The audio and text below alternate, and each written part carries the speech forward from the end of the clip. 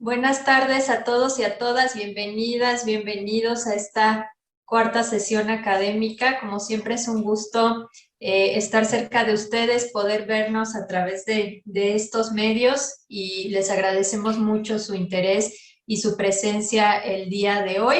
Como ustedes saben y ya además es tradición en nuestras sesiones académicas y nuestras sesiones clínicas, es importante establecer algunas reglas para la sala. Les recordamos que sus micrófonos están deshabilitados y van a estar así durante toda la sesión para escuchar a nuestra maravillosa ponente del día de hoy. Y al final habrá un espacio para preguntas y respuestas donde podemos habilitar su micrófono, podemos leerlos a través del chat para hacer cualquier comentario o pregunta que tengan para nuestra ponente el día de hoy. Les recordamos también que esta sesión está siendo grabada y está siendo transmitida en Facebook vía el Facebook de la Coordinación de Centros de la Facultad de Psicología.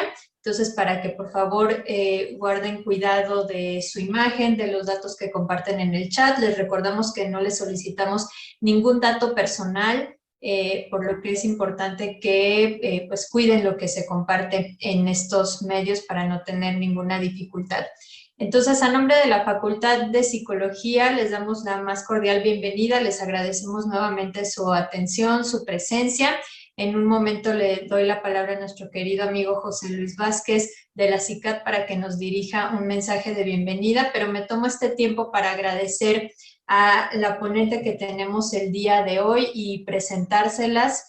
La doctora Jazmín Mora nos acompaña el día de hoy y me voy a permitir leer un resumen muy sintético de su trabajo para que la conozcan quienes no la conocen. Ella es doctora en psicología por la Facultad de Psicología de la Universidad Nacional Autónoma de México, es investigadora en ciencias médicas, adscrita a la Dirección de Investigaciones Epidemiológicas y Sociales del Instituto Nacional de Psiquiatría Ramón de la Fuente y es miembro del Sistema Nacional de Investigadores Nivel 1. Actualmente participa como docente de la especialidad en salud mental que imparte la Escuela Nacional de Enfermería y Obstetricia de la UNAM y ha participado en proyectos de investigación colaborativa a nivel nacional e internacional. Sus líneas de interés son los factores socioculturales en la salud mental y las adicciones, la investigación cualitativa, así como el estigma y la discriminación estructural en el sistema de salud. Entonces, le agradecemos mucho a la doctora Jazmín Mora que haya aceptado nuestra invitación y antes de darle la palabra a la doctora, se la voy a dar al doctor José Luis Vázquez de la CICAD para que nos dirija su mensaje de bienvenida. Muchas gracias. Pues muchísimas gracias a todas las personas que nos acompañan. Es un gran lujo estar con ustedes el día de hoy. Seguimos en estas actividades que gracias a la Facultad de Psicología de la UNAM, al equipo destacado, encabezado por la doctora Silvia Morales, por Violeta, por las personas que ustedes ven aquí y que han estado en contacto y que han estado viendo que pues están al tanto de todo lo que sucede en la sesión y ayudándonos para tener sesiones exitosas. Les agradecemos muchísimo desde la Unidad de Reducción de la Demanda de la CICAD, la Comisión Interamericana para el Control del Abuso de Drogas, a nombre de la jefa de la unidad, Jimena Kalavsky, jefa de la unidad y que también es una persona muy comprometida con el tema y una profesional que le interesa mucho que continuemos desarrollando todas estas actividades en pro, en beneficio de las personas en nuestros países con estos problemas por consumo de sustancias y por todo lo que está alrededor del fenómeno del consumo de sustancias. A nombre del secretario ejecutivo de la CICAD, el embajador Adam Nam, damos una muy cordial bienvenida a todas las personas que se conectan desde múltiples países de las Américas el día de hoy y que agradecemos nuevamente muchísimo al equipo de la Facultad de Psicología de la UNAM. Ya saben ustedes que este equipo pues es el que aparece aquí ahora en la pantalla. No solamente es una persona la que está pues al cargo o al frente de todo este desarrollo de trabajo que siempre es mucho, siempre está asociado a la convocatoria, la difusión, hacer que todo funcione, que todo esté marchando adecuadamente y agradecemos muchísimo a este gran equipo que se ha destacado en buena medida para lograr excelentes resultados con estas actividades de extensión y también en particular con las actividades asociadas al curso por internet UTC para profesionales de la salud. Muchas de las personas que están conectadas el día de hoy ya han estado participando en este curso, donde pues varias de las personas que ven en pantalla tienen un papel generalmente de tutoría y además muchas veces de coordinación y de registro. Diana, Carlos, Marcela, por supuesto la famosísima Violeta, que ya estuvo precediéndome en el uso de la palabra, la querida doctora Silvia Morales, Karen, Carla, Ana Yancy y más personas que han estado y que están y que estarán y que continuarán apoyando este gran trabajo, este gran proyecto, esta gran labor, para que pues por supuesto que estemos todos el día de hoy conectados aquí y como yo siempre les digo, logrando que los hilos del Mago de Oz funcionen para que estemos pues todos nosotros aquí en compartir esta información, esta sesión académica asociada a la temática que es muy importante y que nos convoca el día de hoy. Así que agradecemos mucho a todas ustedes, a todos quienes están presentes el día de hoy. Ahora se está estrenando este sonidito de la campana de que la gente va entrando, pero bueno, por ahí ya después lo ajustaremos con Carlos para que también se tenga más tranquilidad para la ponente, por ejemplo, o para ustedes hacer sus participaciones.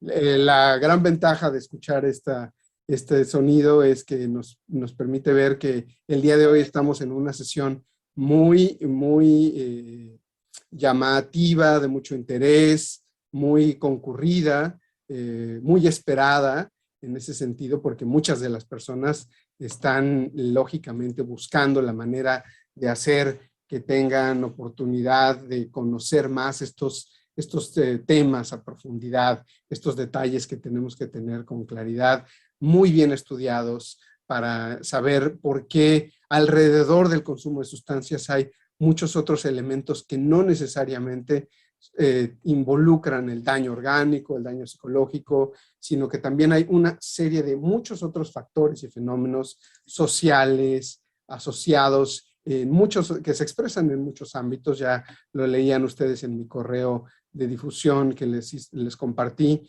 y lógicamente la estrategia hemisférica sobre drogas de los países de la OEA, en la CICAD, pues también toca esta temática asociada al estigma, donde los países están profundamente preocupados por la estigmatización que sucede alrededor de las personas con problemas por consumo de drogas, y más que la preocupación, que por supuesto es importantísimo evidenciarla cada vez más, hablar más sobre este tema, y no solamente por las cuestiones de consumo de sustancias, sino también por las cuestiones de trastornos mentales asociados. Va mucho más allá de quienes consumen alguna sustancia y tienen problemas por ese consumo, sino que también hay gente que por su condición de salud mental, por su problemática, enfrenta estigmas, y esa estigmatización pues se perpetúa en muchos aspectos de la sociedad e incluso viene desde adentro de las personas en algunos casos,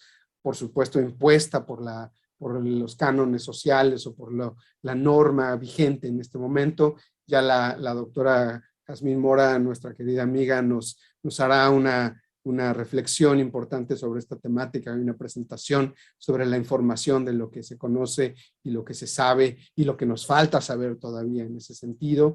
Por eso es que para los países de las Américas es de gran interés esta temática, y solamente para recordarles que la doctora Mora Ríos pues tiene aquí en su perfil, en la página de ISUP o de ISOP, como decimos, varias de las publicaciones disponibles para ustedes, algunas en inglés, la mayoría en español. Yo le pedí a la doctora Jazmín que nos hiciera favor de compartirnos material importante para que ustedes lo puedan leer, para que ustedes se puedan documentar, para que ustedes puedan ver a profundidad en qué consiste esta línea de investigación que ella lleva bastante tiempo desarrollando. Gracias, Diana, por por lo del sonido también. Y bueno, muy importante revisar toda esta información que está a la mano, que está disponible, que es de acceso gratuito, para que ustedes lo puedan revisar a profundidad y que además va a ser muy importante que lo consideren como parte de los documentos, de las estrategias, de las actividades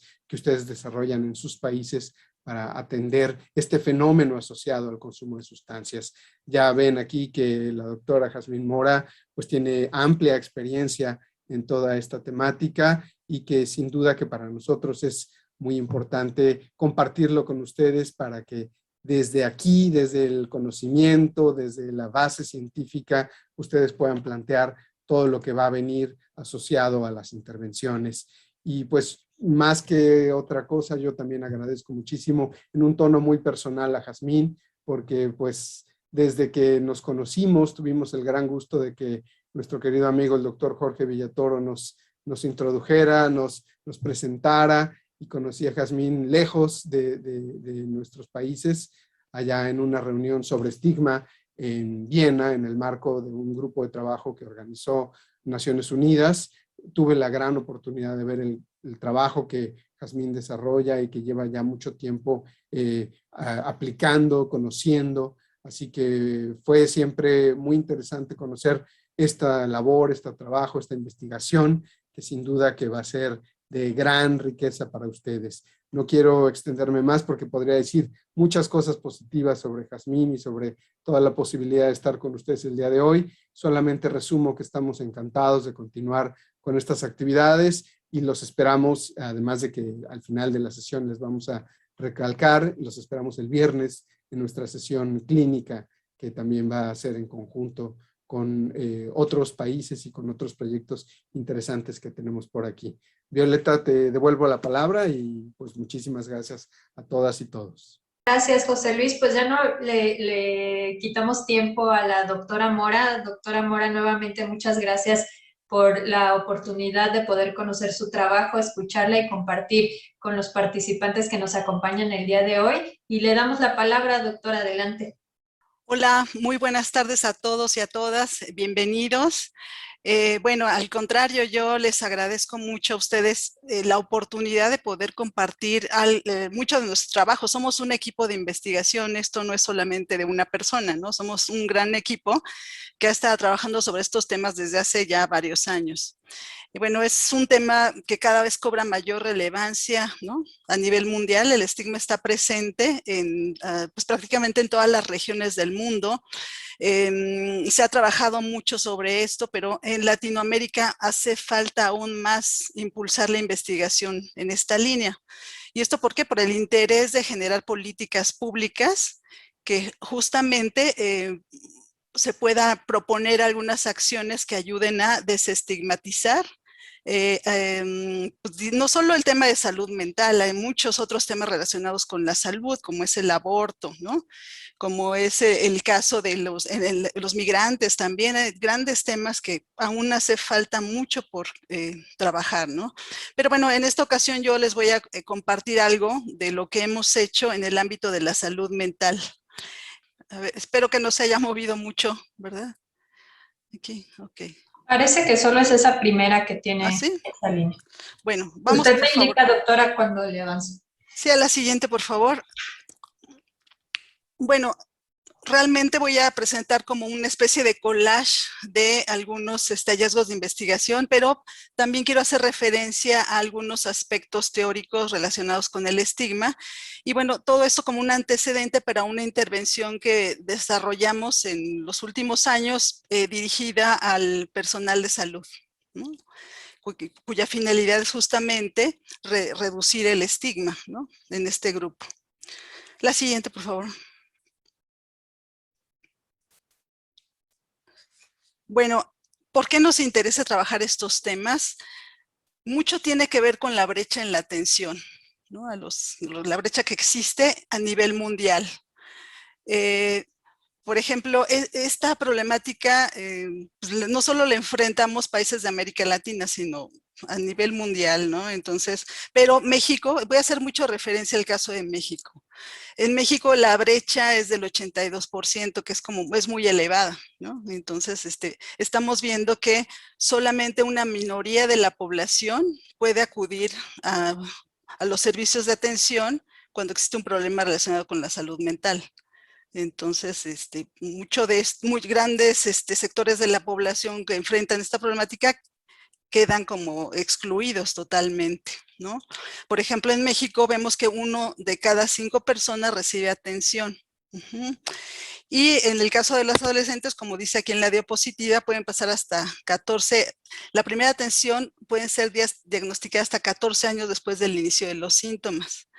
Y bueno, a partir también de una experiencia que tuvimos en Familia y Adicciones con Guillermina Natera, a partir de la experiencia de las familias encontramos que muchas veces pueden llegar a pasar hasta 10 años para la primera búsqueda de atención. Entonces, lo cual esto habla mucho en gran medida de esta brecha.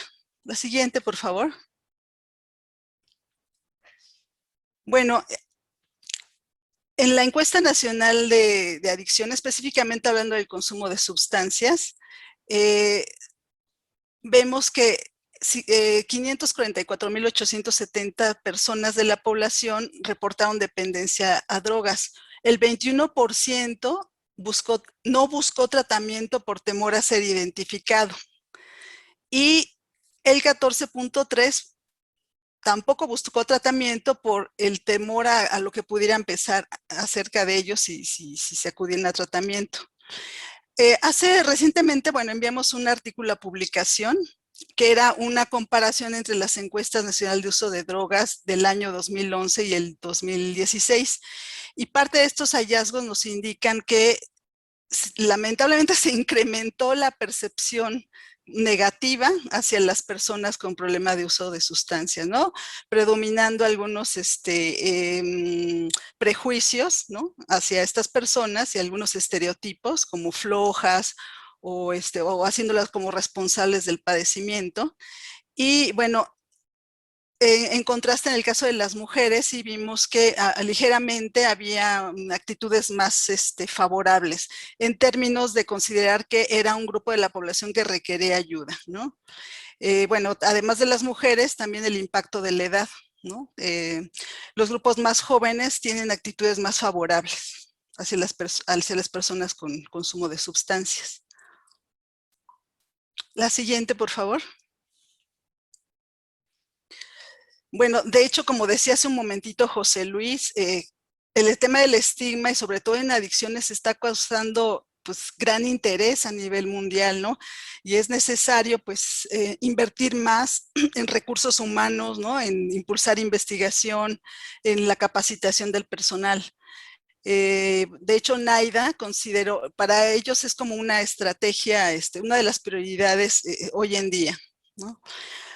Aquí, bueno, estoy haciendo referencia a una revisión sistemática de Young del 2018, en el cual se identifican 2,383 artículos en estas bases de datos que fueron consultadas, ¿no? Y bueno, gran parte de los estudios analizados dan cuenta de todos estos estereotipos que se ligan hacia las personas que usan sustancias. Mucho tiene que ver con esto que decía hace un momento, ¿no? El responsabilizarlos por el padecimiento, la idea de criminalidad, la peligrosidad, el considerarlos como débiles de carácter, ¿no? Entonces, bueno, esto ya, como vemos, está documentado en esta revisión, pues a nivel mundial. La siguiente, por favor. Bueno, entonces vemos que el estigma es resultado de la desinformación y de los mitos. Yo no sé si ustedes habrán visto, probablemente se lo han visto, ¿no? En las comunidades, que existe mucha falta de información acerca de estos temas y que más bien existen muchos mitos asociados con este tipo de padecimientos, ¿no? Se cree que que son inventos, que las personas deciden enfermar, ¿no?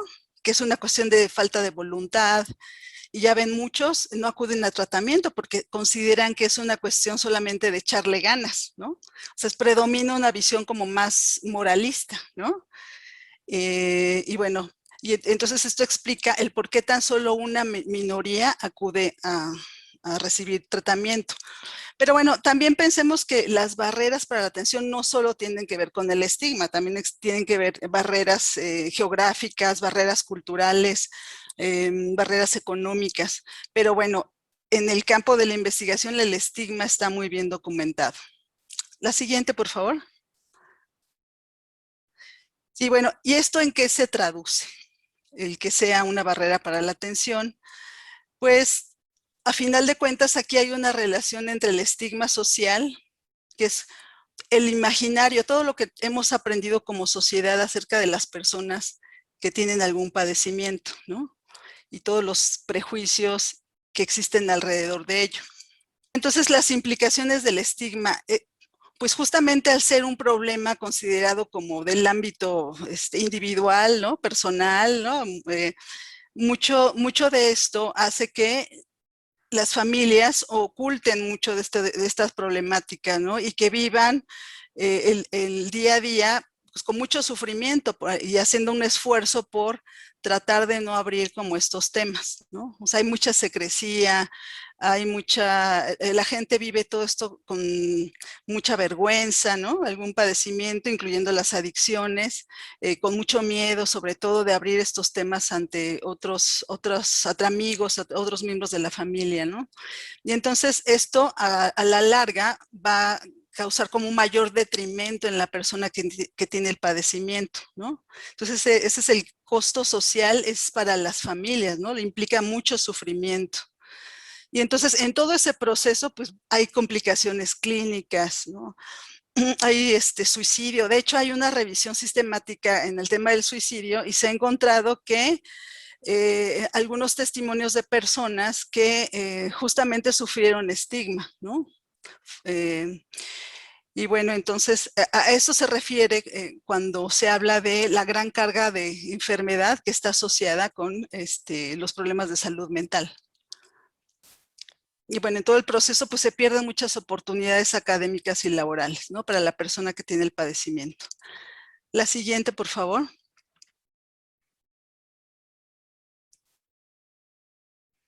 Bueno, volviendo a cuál es la definición del estigma, aquí tenemos a un autor clásico que es Goffman, ¿no? Que lo definió como un atributo desacreditador para el portador. Entonces, vemos esto un proceso basado en la construcción social de la identidad.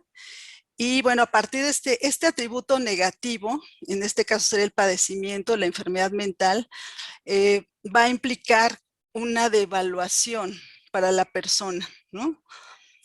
La siguiente, por favor. Y bueno, también seguramente muchos, creo que ustedes son psicólogos, ¿no? Muchos conocen que, bueno, para dar cuenta de este proceso, se identifican como tres factores, ¿no? El proceso, aspectos cognitivos, que en este caso tiene que ver con los estereotipos, ¿no?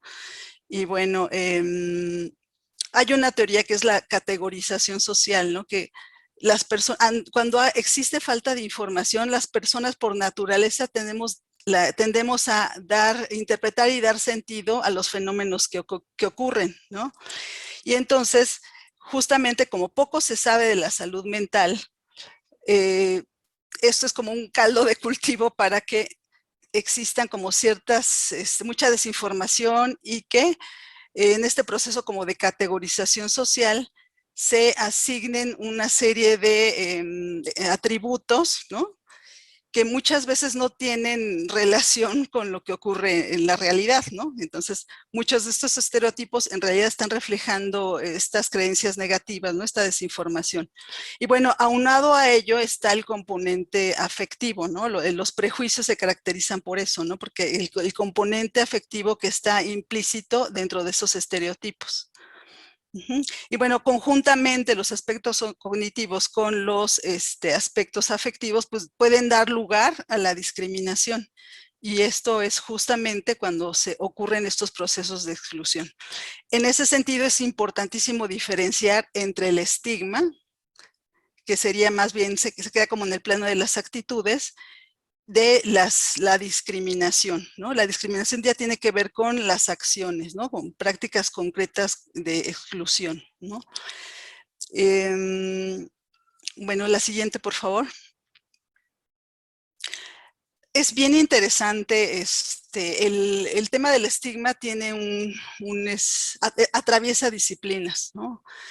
Tiene un carácter, pues, interdisciplinario, ¿no? Vemos que, por ejemplo, el sociólogo, este sociólogo Bruce Link, que es uno de los que teóricos que han aportado más a la teoría sobre el estigma, habla del carácter relacional que tiene este fenómeno.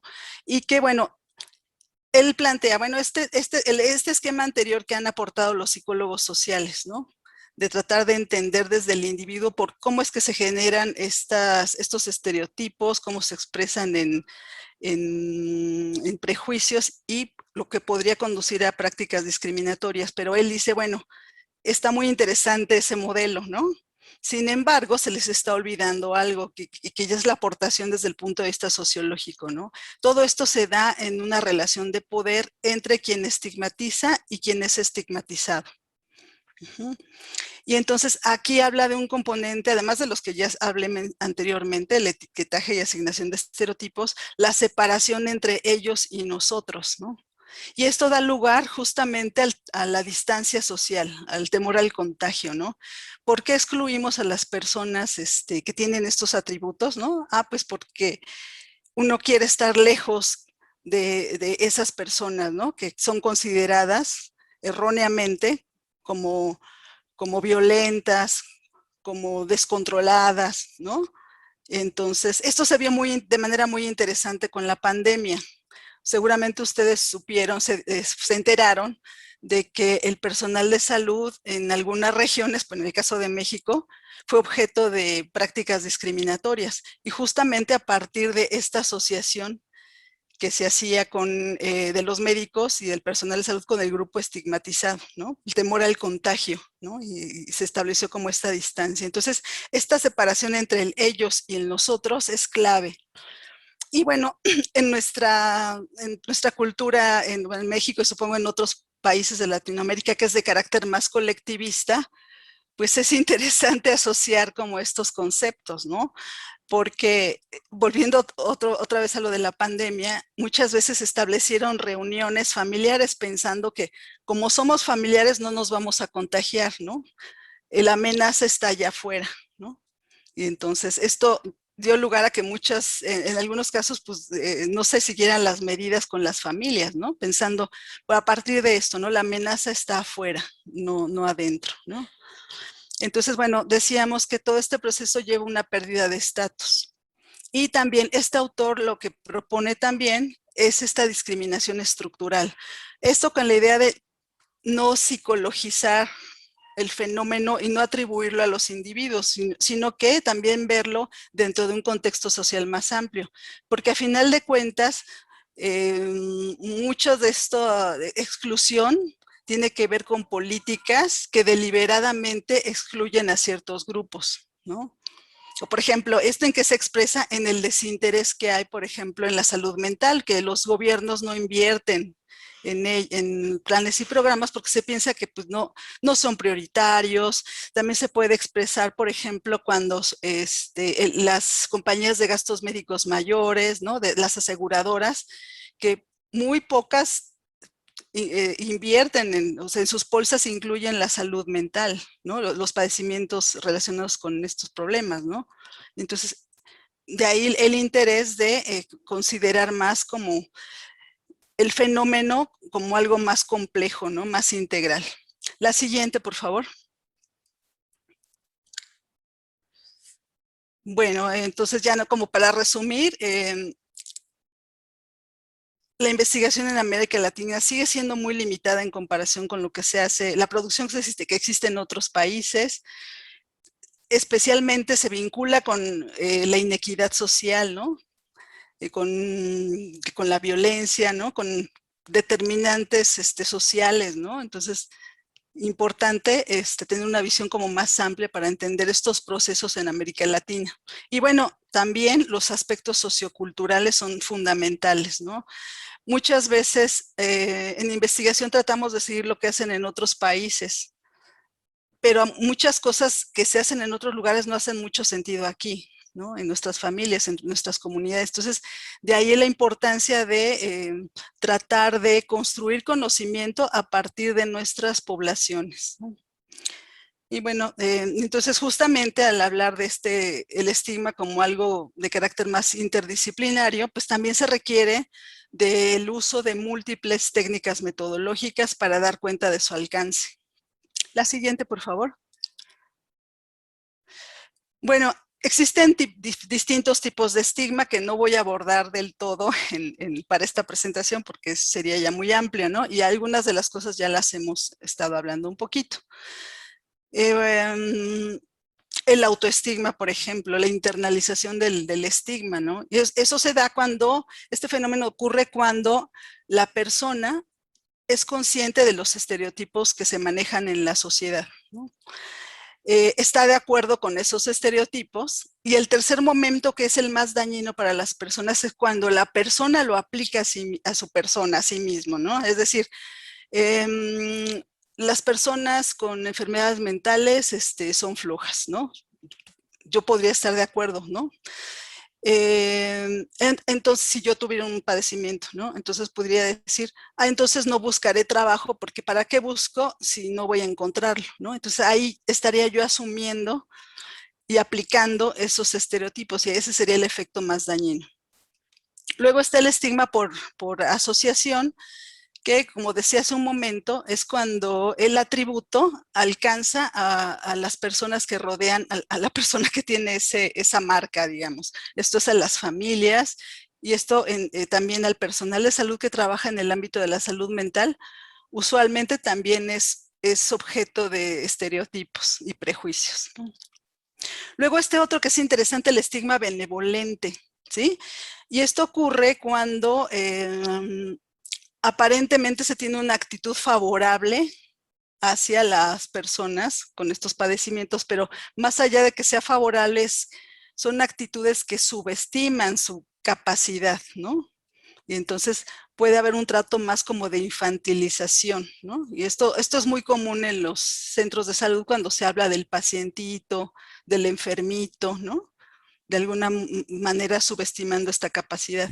Y bueno, hay algunos usuarios, algunas personas que tienen el padecimiento, que hay una ventaja secundaria de este tipo de estigma, ¿no? Porque dicen, bueno, no, yo no voy a hacer nada en mi casa por mi enfermedad, ¿no? Yo no voy a trabajar por mi enfermedad, ¿no?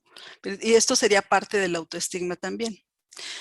Y bueno, ya por último, este último concepto que es el de estigmas múltiples. Es bien interesante y tiene que ver con el enfoque de interseccionalidad y ocurre cuando existen distintos tipos de estigma, ¿no? Que dan lugar a estos procesos de exclusión, ¿no? Por ejemplo, la pobreza, el no tener recursos, el estar como viviendo en una zona rural, ¿no? Alejado de los centros de atención, el ser migrante, ¿sí? Y entonces vemos cómo aquí, además de la problemática relacionada que afecta a la salud mental, también tiene que ver otros determinantes sociales, ¿no? Incluyendo también el género, ¿no? La siguiente, por favor. Bueno, la siguiente, porque esto ya lo hablé un poquito del autoestigma. Perdón, es que quería dar un ejemplo de estigmas múltiples, pero bueno, creo que ya en esta versión no lo dejé. Pero bueno, ya con base en todo este antecedente, nosotros planteamos una investigación hace ya varios años, más de 10 años. Y entonces, justamente como queríamos conocer acerca del fenómeno, ¿no? Pues a partir prácticamente pues, de lo poco que teníamos, ¿no? Queríamos más bien explorar el fenómeno en distintos grupos de la población, ¿no? En personal de salud que atiende estos problemas de distintas áreas, en personas con un diagnóstico psiquiátrico, en familiares y en la población general. Entonces, aquí, por ejemplo, en la población general y en personal de salud, hubo una muestra un poquito más amplia porque se aplicó más cuestionario estructurado. Y en los otros casos fue una muestra un poquito más pequeña de la población. Esta discrepancia a lo mejor la van a ver más adelante en los hallazgos. Entonces, nosotros teníamos muy claro con esta investigación que lo que queríamos hacer era algo aplicado, ¿no? O sea, que no nada más se quedara en conocer el fenómeno, sino en el interés de desarrollar intervenciones orientadas a reducir el estigma. La siguiente, por favor. Bueno, esta fue la aproximación metodológica y fue una investigación basada en métodos mixtos. Entonces, la primera parte, esto se hizo al inicio en colaboración con investigadores canadienses. Aquí ocurrió algo interesante porque en Canadá del Canadá era el proyecto original, pero era un subproyecto de un proyecto más amplio. Entonces nos invitaron a participar, pero cada quien tenía que financiar sus propios proyectos. Y lo que ocurrió es que en Canadá no les dieron el financiamiento y nosotros en México sí. Entonces, lo cual nos ayudó a desarrollar mucho más allá de lo que era el proyecto en un principio. ¿Sí? En Canadá solamente se quedó algo como a nivel más general, en población general y en personas con padecimiento. Y aquí, como encontramos mucho interés en el tema, pues dio un giro diferente y pudimos hacer más cosas, ¿no? Entonces, la fase inicial, que era con Canadá, era la adaptación semántica de los instrumentos, ¿no?, que iban a ser utilizados en el estudio. Entonces, aquí fue un proceso muy interesante porque desde aquí ya se incluyeron métodos cualitativos a través de grupos focales para tratar de incorporar a la población blanco. Es decir, convocamos a personas con algún padecimiento, a personal de salud y a familiares. Aquí en esta fase era para analizar los contenidos de los reactivos. Y bueno, también la búsqueda de nuevos reactivos que ayudaran a entender mejor el problema. Entonces, en esta fase, pues, es cuando adaptamos estos instrumentos para el ISMI, que es para personas con padecimiento, el OMI para personal de salud y el escala de evaluación y discriminación para familiares y población general. Como les decía hace un momento, José Luis, estos materiales, si quieren consultarlo, pues están ahí disponibles. Entonces, mucho de lo que nos basamos en esta investigación es investigación cualitativa, porque es un tema sensible. No es fácil hablar de estas experiencias de estigma y discriminación. De hecho, a veces requiere como un proceso, porque si uno pregunta directamente, ¿usted ha sido objeto de rechazo por su padecimiento? La persona puede decir, no, para nada, ¿sí? Y ya después, en el transcurso de la entrevista, decir, ¿sabe qué? Creo que sí, ya me acordé, recuerdo alguna vez, ¿no? Entonces, de ahí, si uno tiene una encuesta y la respuesta es directa, probablemente quedaría registrada como no. Y entonces, bueno, fue muy interesante el generar como todas estas narrativas en las personas con el padecimiento, en familiares y en personal de salud. En población general solamente usamos grupos focales, ¿no? Y bueno, aquí fue bien interesante, muy interesante porque encontramos como mucho apoyo y trabajamos en una comunidad, en una demarcación del sur de la Ciudad de México. Y entonces acudimos como a las autoridades de esa demarcación, les presentamos la propuesta y ellos nos ayudaron porque justamente ellos identificaban problemas de salud mental y no sabían qué hacer, ¿no? Y entonces ellos nos facilitaron los espacios y a la población, ¿no?, que muchos eran trabajadores del Departamento del Distrito Federal de esa zona, profesores, maestros más bien de preescolar, y también los usuarios de los programas comunitarios de esa demarcación.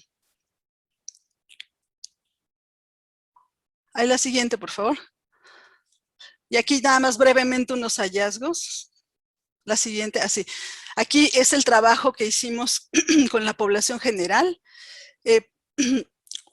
Así estuvimos trabajando con familiares de personas con algún padecimiento, tanto en los servicios comunitarios en esa demarcación, como también en hospitales. Hospitales de tercer nivel. En uno de ellos fue donde pudimos lograr estos grupos focales también. Entonces, fue muy interesante. Aquí también utilizamos diferentes estrategias metodológicas. Al inicio, cada uno de los miembros del equipo trabajaba con cada uno de los grupos, que era entre 6 y 12 integrantes. Y entonces al inicio empezábamos con una técnica de asociación libre, ¿no? O sea, para explorar un poquito los significados de la salud y de la enfermedad mental, ¿no? Y luego, a partir de eso, empezábamos a discutir en grupo, y estos son los ejes temáticos que nosotros indagábamos durante esa experiencia, ¿no? ¿A qué le atribuyen estos padecimientos? ¿Qué características tenían? Y luego también las experiencias de estigma que a nivel personal o en su comunidad hayan visto. Y al final, sugerencias para disminuir el estigma. Interesante que al final trabajábamos al final, cada coordinador de cada grupo nos reuníamos, y bueno, el grupo elegía un representante para hablar como de sus conclusiones acerca del tema. Y bueno, a partir de esta experiencia pudimos identificar algunos hallazgos, ¿no? Por ejemplo, vimos aquí que la esquizofrenia y las adicciones eran objeto de mayor estigma por parte de la población, y que también corroboramos aquí el que las personas de mayor edad como que no le veía mucho sentido hacer intervención, o sea, con ellos, porque dicen, no, nosotros ya estamos grandes, ya salimos, ya como que más bien a los jóvenes hay que orientarlos y demás. Aunque también había ahí algunas opiniones discrepantes que decían, oiga, yo soy abuela y yo cuido a mis nietos y a mí sí me interesaría tener esa información, ¿no? Bueno, la siguiente, por favor. Miren, estos son algunos significados con relación a cuando se planteaba de enfermedad mental en la población adulta. Entonces, vean, por ejemplo, aquí en los contenidos, nosotros en la columna derecha vienen las expresiones tal cual ellos las mencionaron, ¿no? Y como ustedes pueden ver, predomina mucho esto de la camisa de fuerza, las batas, ¿no? Crisis, fuera de la realidad. Algunos padecimientos que ellos identificaron fueron estos, ¿no? Anorexia, depresión, esquizofrenia, déficit de atención. Las causas que ellos atribuyeron fueron como más de carácter psicosocial, ¿no? Por experiencias vividas en la infancia, ¿no? Y bueno, estos son algunos de los sintomatología que ellos identificaron, pero vean cómo están como estos atributos, ¿no? Que son negativos: necio, desubicado, estresado, ¿no? Se le va el avión. La siguiente. Vean, la verdad, bueno, son como atributos que las personas tienen como en lo inmediato, ¿no? Y es por eso que también en la investigación sobre estigma también sugieren algunos autores la importancia de incluir medidas indirectas, ¿no? La asociación libre es una medida indirecta porque es la respuesta inmediata ante un atributo que en este caso es la enfermedad mental. Pero bueno, aquí vemos estos aspectos afectivos, ¿no? La vergüenza, el miedo, el enojo, el temor. Y aquí en el pronóstico vemos que es como muy fatalista, ¿no? Que dice aquí desgracia, va a ser discriminado, nervioso, va a sufrir toda la vida, ¿no? Serán abandonados, serán olvidados. Entonces aquí podemos ver a partir del esquema que vimos previamente de los aspectos cognitivos, emocionales y conductuales, vemos cómo están presentes en esta representación que tenemos, bueno, la población en torno a estos fenómenos. La siguiente, por favor. Entonces vemos, como parte de esta representación social, está la idea de enfermedad mental ligada al contagio, la distancia social, la peligrosidad, y estas son algunas de las prácticas discriminatorias asociadas. Entonces aquí se identifican también a los medios de comunicación como los principales promotores del estigma. La siguiente, por favor. Bueno, ya al hacer como la reflexión sobre estas representaciones en los grupos focales, algunos participantes planteaban que, bueno, eso era lo inmediato, ¿no? El etiquetar a las personas con un padecimiento de este tipo, pero que esta representación cambia mucho en función de, pues, de la cercanía que se tiene con alguna persona, ¿no? Ya después, al indagar si conocían a alguien que tenía un padecimiento, pues ya muchos, ahí se veía que muchos conocían a, pues, a la vecina, a un familiar, ¿no? Y entonces ahí ya no es tan divertido hacer este tipo de estereotipos, ¿no? Sino que ya ahí es cuando llegó un poco como la reflexión de ver, a final de cuentas tenemos gente a nuestro alrededor y muchas veces no sabemos qué información proporcionarle, cómo apoyar a estas familias y que muchas veces actuamos por desconocimiento, ¿no? Juzgando que es lo más inmediato. Entonces decían también que ellos, mucho de esto se aprende como desde la familia, ¿no? Desde ahí, desde la familia, se empieza como a etiquetar, ¿no? La siguiente, por favor. Bueno, esto fue en población general. Luego en personas con diagnóstico, aquí trabajamos con 59 usuarios de servicios psiquiátricos. La siguiente, por favor. Aquí el proceso fue 4 centros especializados de atención psiquiátrica de la Ciudad de México. El contacto fue con los médicos tratantes y ellos nos presentaban a las personas que estaban en tratamiento ambulatorio. Ese era uno de los criterios de inclusión, ¿no? Que cumplieran como este diagnóstico de trastorno mental grave y que estuvieran, que estuvieran clínicamente estables. Y sobre todo, o sea, muy cuidado los aspectos éticos, ¿no? Que fuera una cuestión como voluntaria totalmente, ¿no? Se les decía que ellos podían terminar su participación en el momento que ellos así lo quisieran. Y bueno, el compromiso era si en el caso de que se viera alguna situación que incomodara a estas personas, se les podría canalizar a pues, con su médico tratante, porque ya estaban ellos en espacios específicos. Aquí la respuesta fue muy, muy interesante, muy, muy buena, porque muchos de los participantes decían, oh, este es un tema muy interesante. Unos igual, a lo mejor no me ha pasado a mí, pero yo lo he visto mucho, que le ha pasado a otras personas. Entonces y como fue vía entrevista, hubo la oportunidad de que ellos expresaran su experiencia alrededor de estos temas. Bueno, en algunos casos también siempre era como muy cuidando los tiempos de estas personas, ¿no? Siempre se buscaba que fuera en las citas que tuvieran, o a veces también podía ser en más de una sesión la entrevista. Aquí aplicamos también un cuestionario estructurado, que es el ISMI, la escala de estigma internalizado. La siguiente, por favor. Bueno, ya desde aquí, bueno, estas son las características demográficas de este pequeño grupo, pero ya desde aquí se ve parte de esta vulnerabilidad, ¿no? ¿En qué términos? Pues muchos vemos que vivían solos, ¿no? Solamente 2 había viviendo en pareja, la mayoría vivía, el 91% con familiares o amigos. Bueno, muchos eran de la Ciudad de México. En cuanto a la escolaridad, pues sí era como más de media superior a posgrado. Y bueno, también, ¿qué más? Bueno, esta fue el rango de edad, entre 21 y 64 años, con un promedio de 39 años. La siguiente, por favor.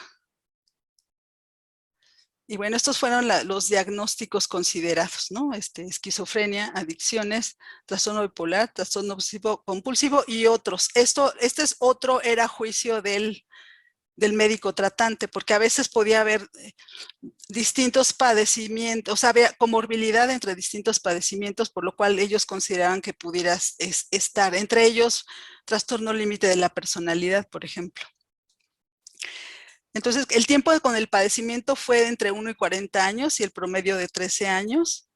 Y bueno, la mayoría tenía 8 años en promedio de de tratamiento, en tratamiento. Y bueno, aquí aplicamos una escala que diseñamos nosotros como para ver el impacto de la enfermedad. Y entonces, a partir de esta escala, pues el principal impacto que ellos percibieron fue el económico, el emocional y el laboral. Hubo otras que también investigamos que fueron sobre la pareja, ¿no? Las relaciones sociales, las relaciones familiares, pero estas fueron las más importantes. La siguiente, por favor. Bueno, con relación al estigma, pues vemos que 53 de los 59 refirieron estas actitudes y prácticas discriminatorias por parte, principalmente, número uno, de quienes son más cercanos a ellos, que es la familia, y en segundo lugar el personal de salud, ¿no? Y aquí vienen algunos ejemplos de cuáles son esas prácticas discriminatorias más comunes. Y entonces, bueno, en el personal de salud también tiene que ver, esta discriminación podía estar ligada al género, ¿no? Porque algunos, pensando que se trata de una invención, ¿no? En las mujeres, pues tiene que ver con su periodo menstrual, ¿no? Su ciclo reproductivo, que también tiene que ver con una cuestión de estigma, ¿no? Y de desconocimiento.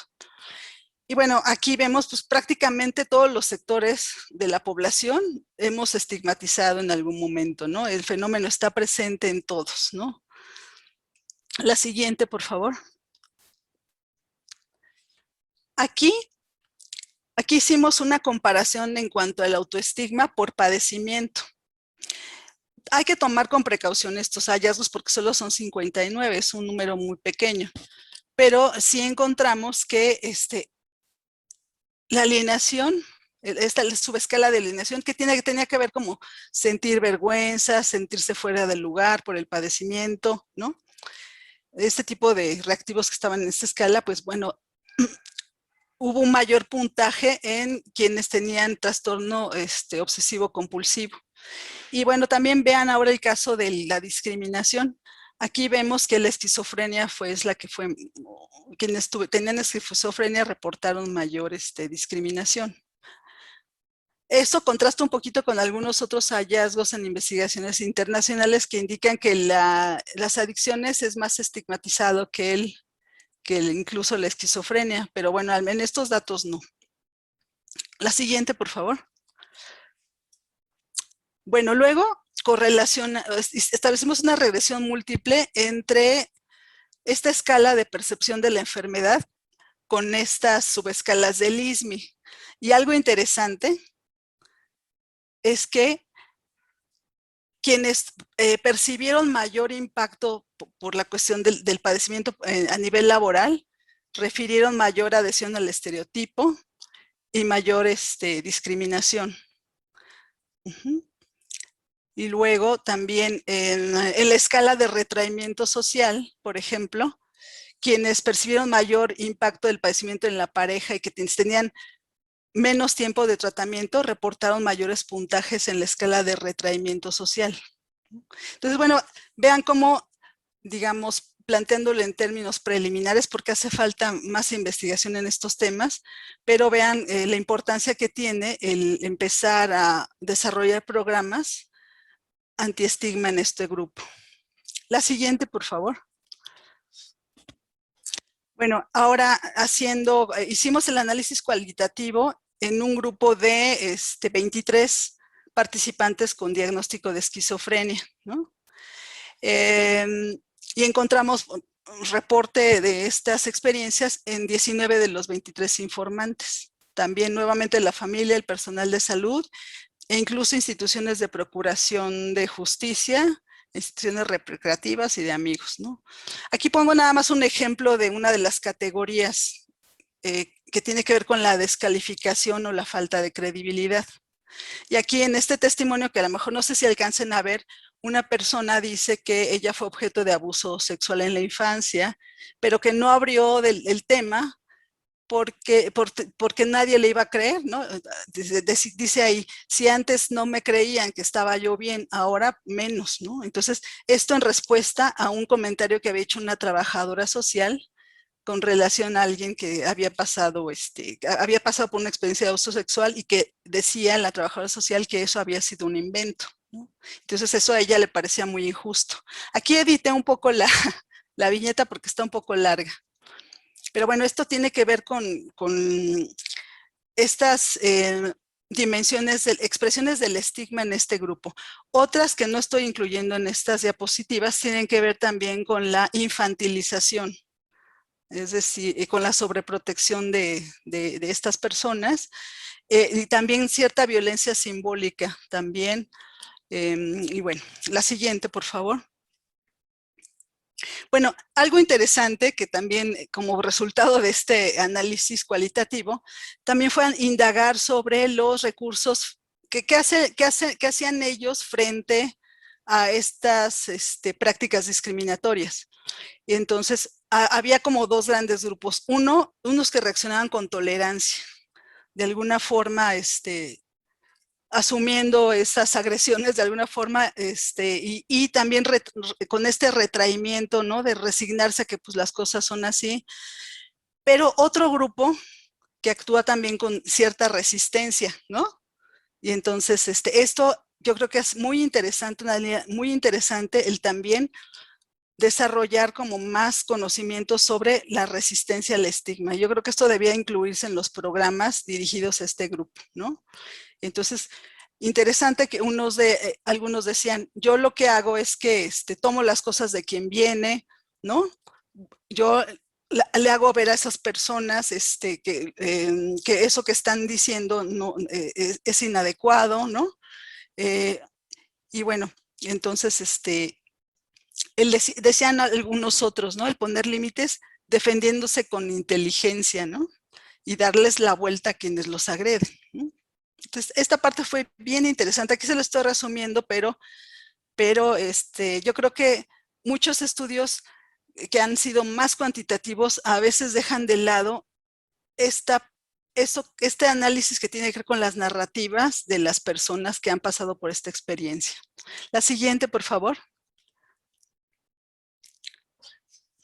Bueno, entonces aquí vienen algunas expresiones. Específicamente este es un estudio en el grupo de usuarios con consumo de sustancias. Y aquí lo más importante es que, bueno, si son distintos grupos quienes son fuentes de estigma y discriminación, pero aquí lo que más se vio que estas prácticas provenían de grupos de ayuda que no están regulados, donde incluso había como maltrato físico, verbal, ¿no? Abuso sexual. Entonces, hay una tesis de maestría que hizo Oscar Hugo Espín, abordando más como estos temas, y bueno, creo que también hay un estudio de Claudia Raful que habla sobre esto, ¿no? Y entonces, bueno, el impacto emocional que tienen ellos, el ser objeto de esta estigmatización. La siguiente, por favor. Bueno, ya rápidamente con el personal de salud, que fueron 95 personas que fueron además entrevistadas, generando como estas narrativas alrededor de la problemática. Aquí incorporamos a distintos profesionales de psiquiatría, enfermería, psicología y trabajo social, básicamente de esos 4 centros especializados de atención. Entonces aquí vienen algunas características sociodemográficas, pues muchos laboraban a nivel en el sector público. La siguiente, por favor. Y bueno, estas son las experiencias que desde el punto de vista del personal de salud, ellos nos decían que mucho de estas actitudes y prácticas provienen del personal de primer nivel de atención, que muchas veces desconocen qué hacer frente a la enfermedad mental, ¿no? O sea, si bien la OMS en su guía MGAP, ¿no? Que la idea es como capacitar al personal en estos temas, pues todavía sigue siendo un desafío, ¿no? Hay mucha falta de información. Y bueno, estas son algunas de las cosas que ellos refirieron, ¿no? Como parte de sus experiencias. Y mucho de ello tiene que ver con la desatención, ¿no? El negar la atención. En el caso de las adicciones, el atender otros problemas por encima de lo que es el consumo de alcohol y drogas, porque se piensa que estas personas son responsables del padecimiento, es una forma como de castigarlos, ¿no? O incluso quienes tienen intento suicida, ¿no? También hay una práctica común es ponerles sondas para que aprendan de la lección y no lo vuelvan a hacer, ¿no? Entonces, bueno, eh, hace falta trabajar en estos grupos sobre estos temas. La siguiente, por favor.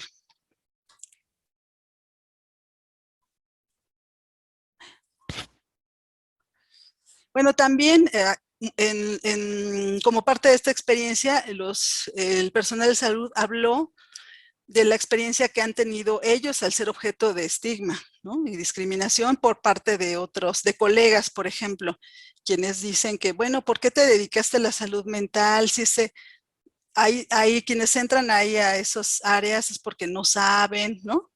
O es el personal que menos capacidades tiene, ¿no? Entonces, o porque son raros, porque les gusta trabajar con gente desequilibrada, etcétera. Hay muchos prejuicios. Y entonces esto lo que provoca en ellos es como pues mucha frustración, mucho desgaste, ¿no? Cansancio, enojo, frustración. Entonces esto fue lo que ellos nos compartieron. La siguiente, por favor. Bueno, entonces ya, con base en toda esta información, luego lo que hicimos, después de que los participantes fueron entrevistados, les invitamos a sesiones como para discutir un poquito alguno de los hallazgos. Es también una forma como de devolución, o sea, que no solo nos provean la información, sino que también sean parte activa de los resultados y también de incorporarlos en las estrategias de intervención. Aquí hicimos un seguimiento solamente invitamos a aquellos que quisieron participar, tanto usuarios, familiares y personal de salud. Y de hecho, incluso discutimos ellos revisaron algunos conceptos y ellos proponían cambios, etcétera, ¿no? Entonces, mucho aquí era, ¿qué información es la que hace falta o sea, cuáles son sus sugerencias para desestigmatizar? ¿A qué grupo habría que dirigir primero la intervención? ¿Y cómo hacer llegar la información? Y aquí fue un poco difícil porque, pues finalmente todos decían, no, pues con la familia, no que los maestros, no que el personal de salud. Y entonces, a final de cuentas, decidimos dirigir la intervención hacia el personal de salud porque, de alguna manera, ya había compañeros, o sea, algunos colegas que estaban trabajando con usuarios y con las familias, ¿no? Entonces dijimos, bueno, somos pocos vinculados con la investigación, pues más vale cubrir a todos los grupos, ¿no? La siguiente.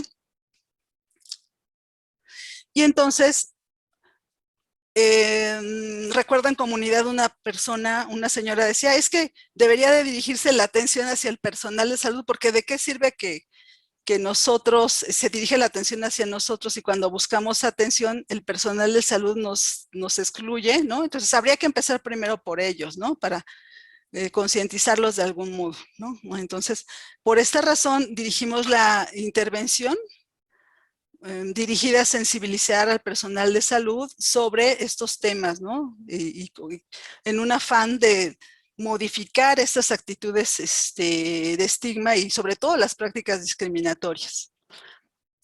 Entonces, bueno, más o menos en esta diapositiva vemos como el proceso para desarrollar la intervención. A mí me encantó trabajar en esta parte. La siguiente, por favor. Desarrollamos este material que creo que me falta pasárselo a José Luis. Esta es como la base del curso en línea. Entonces ya desarrollamos, está basado en 5 módulos. Un poquito para tener un poco de información acerca de la salud mental, luego abordar aspectos teóricos del estigma y la discriminación, cómo se expresan cómo se expresa este fenómeno en los servicios de atención y al final qué podemos hacer, con algunas recomendaciones. La siguiente, por favor. Aquí me encantó trabajar esta parte, porque nosotros teníamos mucho de las narrativas del proyecto. Entonces lo que hicimos fue desarrollar algunas viñetas basadas en testimonios de usuarios, familiares y personal de salud. Entonces aquí, bueno, CONACYT nos financió esta parte de la intervención y contratamos a actores profesionales para darle vida a estos testimonios. Por razones éticas fue así, ¿no? Entonces aquí es muy interesante porque es como incluir a otros grupos. Recuerdo que cuando llegó este equipo de ingenieros y eso, y de todo el equipo técnico, llegaron a la institución a hacer la grabación, decían, ay, aquí vamos a captar imágenes así, ¿no? O sea, esperando encontrar algo grotesco, ¿no? Pero ya cuando vieron de qué se trataba, ¿no? Y escucharon los testimonios de usuarios, familiares, ya se modificó en gran medida esta actitud, ¿no? Entonces, me encantó incluso con los actores, ¿no? Los actores también, algunos dijeron, oiga, bueno, una de ellas nos dijo, qué bueno que están trabajando estos temas porque yo tuve un problema así con mi hijo y la verdad es que me identifiqué mucho con este trabajo y qué bueno que lo están haciendo. Entonces, vean cómo lo importante que es ir hacia otros sectores porque este problema del estigma es a nivel nacional e internacional y yo creo que todos los grupos debemos de estar involucrados en las estrategias de intervención. La siguiente, por favor. Bueno, algunas de estas características de este programa es que, bueno, algo que es muy importante, tiene como antecedentes el estudio, ¿no? Que se hizo en México. Incorpora instrumentos de medición y mucho de lo que están sugiriendo en las intervenciones, que es la intensificación del contacto social, ¿no? Porque el contacto social, el conocer las experiencias de la población en directo, pueden ayudar a modificar actitudes. Y también la otra es, bueno, desde luego brindar información para clarificar mitos, pero otro que es muy importante, que está muy focalizado en el enfoque de recuperación. La siguiente, por favor. Bueno, yo ya creo como para cerrar un poquito esto, yo creo que para mí esta experiencia fue bien interesante, ¿no? Entonces yo veo como algo muy importante este enfoque en salud comunitaria, ¿no? El enfoque basado en la evidencia de la investigación, pero no solo cuantitativa, sino cualitativa, ¿no? Las narrativas, la experiencia directa de las personas involucradas.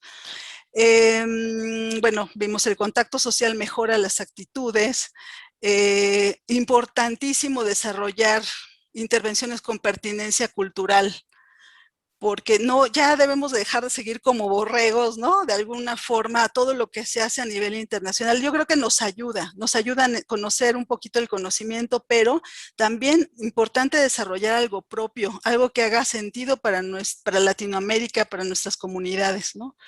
A eso se refiere esa pertinencia cultural. Luego también algo importantísimo, el involucrar a los distintos grupos sociales, porque eso nos ayudaría a sumar acciones. Y el paradigma que es basado en interseccionalidad, ¿no? Para poder incluir en el fenómeno el papel que tienen los determinantes sociales en la salud. La siguiente, por favor.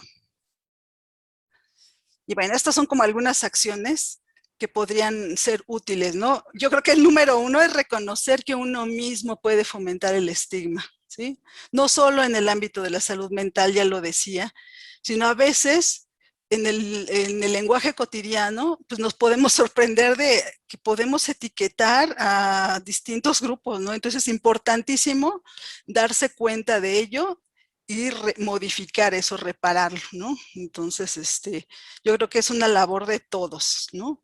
Porque se pensaba que solo los profesionales, por tener mayor conocimiento, pues a lo mejor estigmatizaban menos, pero en la investigación se ha encontrado que eso no es cierto, ¿no? El ser profesional de la salud no necesariamente es como garantía, ¿no? ¿Ve? Entonces eso hace que pues seamos más conscientes, ¿no? De cómo podemos contribuir con nuestro pequeño granito de arena para modificar esta injusticia que hay hacia las personas que han pasado por una experiencia, ¿no? Que además, si vemos, pues prácticamente todos o hemos tenido un padecimiento o tenemos a alguien que ha tenido un padecimiento. Entonces, pues de ahí la importancia de empezar a impulsar algunas acciones en nuestro ámbito, ¿no? Y la otra es, como decía hace un ratito José Luis, el hacer visible la salud mental. La pandemia lo hizo visible, pero bueno, no hay que seguir en esa línea con la camiseta bien puesta, ¿no? Lo que decía hace un rato, el centrarse en la persona y sus recursos. Y bueno, el personal de salud, pues muchos de los informantes nos decían que a nivel licenciatura poco se ve sobre estos temas, ¿no? Entonces, sí sería importante ahí actualizar y hacer llegar como mayor información. La siguiente, por favor. Y bueno, yo creo que ya no voy a ampliar más, solamente aquí retomar sobre el uso del lenguaje, ¿no? Entonces, hasta hace pocos años hablaba de la persona esquizofrénica, del adicto, ¿no? No, tratemos de modificar eso, ¿no? Son personas que usan sustancias, son personas que tienen un diagnóstico determinado, ¿no? Entonces, eso en eso estamos hoy en día, ¿no? O sea, existen como distintos manuales, ¿no? Que pueden, pues hacernos como, ayudarnos como a tratar de, sensibilizarnos más sobre la importancia que tiene el lenguaje. La siguiente, por favor. Y ya bueno, estos son algunos materiales que hemos desarrollado a lo largo de todo este proceso. Para el estigma público desarrollamos este que está en color moradito, que se llama Pero si no estoy loco, que algunos dijeron, ay, pero ¿por qué le pusieron eso, loco? Eso está muy mal. No, nosotros aquí convocamos a personas que han trabajado a nivel comunitario y eso era lo que nos decían, la gente no acude a tratamiento o no acude a buscar atención porque pues este es el argumento, si no estoy loco, ¿a qué voy? ¿No? Entonces nosotros decidimos seguir esta recomendación de la gente que está trabajando en comunidad, y lo cual ha sido como algo muy bueno porque esto ha llamado mucho la atención de la población y bueno, importante que no nos interesa tener un título muy especializado si nadie lo va a leer, ¿no? Entonces, estos materiales, no estoy segura si ya le di este material moradito a José Luis, pero yo se lo voy a pasar para que puedan tener todos estos materiales que hemos desarrollado que están para disposición de cualquier persona interesada. La siguiente, por favor. Y bueno, esta es como nuestra publicación más reciente que salió en el 2020, es Estigma y Discriminación en Salud, y bueno, ojalá les voy a pasar como el enlace para la presentación del libro para quien estuviera interesado. Bueno, no me queda la siguiente más que darle las gracias. Y aquí a todo el equipo de investigación, porque esto no es de una sola persona. Todas las mejores ideas son de grupo. Entonces aquí está Natalia Bautista, Miriam Ortega, Guillermina Natera, Alba Alicia Solano. Todos ellos, Carolina, David, Karina, Oscar Hugo y Hugo Noel, recientemente Araceli Ábrego, están trabajando en estos temas. Y bueno, muchísimas gracias por su atención y una disculpa por toda la cuestión técnica. Pero en la siguiente, por favor, nada más está como mi correo electrónico en caso de quien se quiera poner en contacto conmigo, con muchísimo gusto. Muchísimas gracias. Muchísimas gracias, doctora Mora. Voy a dejar ahí un momentito la pantalla para quien quiere copiar el contacto de la doctora. De todos modos, si no, ahorita se los compartimos también en el chat. Y bueno, doctora, primero comentarle que tenemos muchísimos comentarios y muchísimas participaciones, la mayoría de ellas felicitaciones y reconocimiento a su trabajo, a su gran labor y a los datos que nos está compartiendo. También vemos muchas reflexiones que están haciendo los participantes sobre el estigma, como usted bien señalaba, el reconocimiento también de lo que nosotros hacemos y no hacemos como profesionales de la salud es muy, muy importante. Entonces, agradecerle mucho y felicitarla en función de los comentarios que estamos recibiendo vía el chat. Y bueno, tenemos tiempo para abrir el espacio a algunas preguntas, algunos comentarios. Me voy a permitir leer algunos de los que nos han compartido en el chat y veo también que hay 2 manos levantadas y ahorita les damos la palabra para escucharlos y escucharlas. Los animamos a seguir haciendo sus comentarios. Como ha sucedido en ocasiones anteriores, es muy probable que varios de sus comentarios y preguntas se queden pendientes porque sería difícil abordarlos todos. Afortunadamente, tenemos mucha participación, estamos ahorita 300 personas conectadas en la sala, más los que nos acompañan vía Facebook. Entonces, vamos a tratar de dar respuesta a algunos de los que estamos identificando y por supuesto que los comentarios, preguntas que se queden pendientes, tomamos nota nosotros de ellos y les agradecemos que continuemos con esta charla y esta discusión vía redes sociales, sobre todo vía el foro de iSub, donde todos ustedes participan y donde está compartida también la mayoría de la información que ya nos señaló la doctora Mora. Doctora, entonces, si le parece bien, le externamos algunas de las participaciones. La primera de ellas creo que la resolvemos a través del foro precisamente porque hay mucho interés en los materiales que ha compartido, en los instrumentos, en los folletos, y Alma Telles nos pregunta sobre eso precisamente, si quisiéramos utilizar alguno de los instrumentos que nos ha compartido para alguna investigación, ¿a través de qué medio podríamos contactarla y solicitarlo, doctora?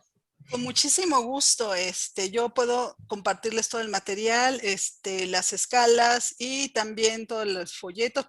Ahí les dejé al final, no sé si vieron, morarj@imp, pero a veces ese correo falla, les voy a dar otro. Es el personal, morarj@me.com. Ahorita lo ponemos en el chat, doctora, para que quede ahí la información compartida para todos los participantes. Muchas gracias. Carino Ernesto nos pregunta, y antes de darle la palabra a quienes tienen la mano levantada, recuperamos algunas de las preguntas y comentarios en el chat.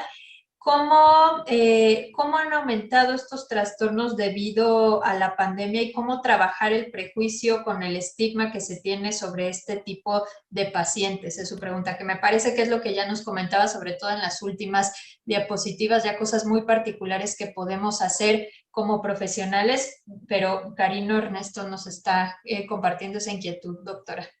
Ok, gracias. Sí, realmente es un desafío para todos, ¿no? Comenzar a cómo implementar estrategias para desestigmatizar. Bueno, en países de altos ingresos que ya tienen mucho tiempo trabajando con estos temas, ya cuentan con campañas para orientadas a desestigmatizar estos temas, ¿no? Pero dirigidos a la población general. Pero también lo que se ha encontrado es que el emplear campañas muy generalizadas pueden incluso producir el efecto contrario, ¿no? Y en lugar de desestigmatizar, al contrario, ¿no? Propiciar como estos prejuicios y estos estereotipos, ¿no? Por ejemplo, ahorita hay una campaña de drogas, ¿no? En México, que pues pareciera como que se está estigmatizando a cierto grupo, porque los testimonios que pasan son de gente en condición de calle, ¿no? ¿Por qué no pasan el testimonio de un empresario, ¿no? De un estudiante, ¿no? Entonces siempre es solamente como cierto grupo. Y yo creo que eso no está bien, ¿no? A final de cuentas, pues yo creo que es como conocer distintas voces, ¿no? Lo que más ha funcionado es, y esto está reconocido en la literatura, es trabajar en población blanco. Que es decir, si ustedes están trabajando con alumnos, pues empezar a hacer como generar estos espacios en ferias de la salud, en pequeños grupos, ¿no? Y eso es lo que ha sido como más efectivo para desestigmatizar, ¿no? Y entonces, de lo que tengan a su alcance, empezar a generar estas estrategias que sean como más participativas. Algo que también se ha encontrado es que aquellas acciones, aquellas intervenciones que se han orientado solamente a dar información, tampoco sirven, porque lo que interesa es como empezar como pues, ser como muy creativo para incluir algunos ejercicios reflexivos, algunas actividades, y eso en gran medida puede ayudar a modificar estas actitudes, ¿no? Y estas prácticas discriminatorias.